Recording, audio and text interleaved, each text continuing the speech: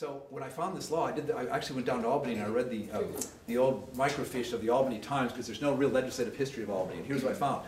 There was a guy from Rensselaer County who cooked up this idea. This law was adopted in Albany in 1932 that gives you the petition power to. It's called a citizen petition, not a political petition. And so he stands up and says, "Aye, listen guys, it's 1932 and there's an American tradition of petitioning. You know, Franklin and Madison invented it, but we don't have it here in New York." And the Boss Tweed type said, "Well, we don't want it." And he said, "No, we're going to have it." So he passed it.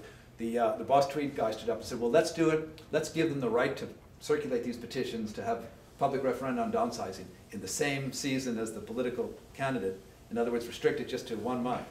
But that Rensselaer assemblyman, he stood up, he said, "Absolutely not. This is not the privilege of running for office. This is the right of changing government, and they should be able to do it any time. So yes, you can do it any time, any season. It's a little rough in the snow, so we'll take it off." But and then under the law that I discovered, once you submit the petitions to the appropriate town clerk or village clerk, it then triggers a calendar, a number of days by which they have to schedule the referendum, between 60 and 75 days later. So, if you want to have an interesting meeting someday, yesterday I had a meeting with 2 of the bishops from the Amish community and another gentleman from the Amish community in his workshop.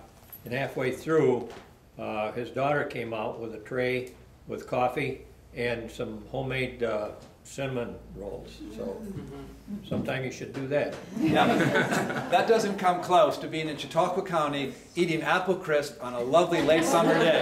Thank you so much. Thank you very much.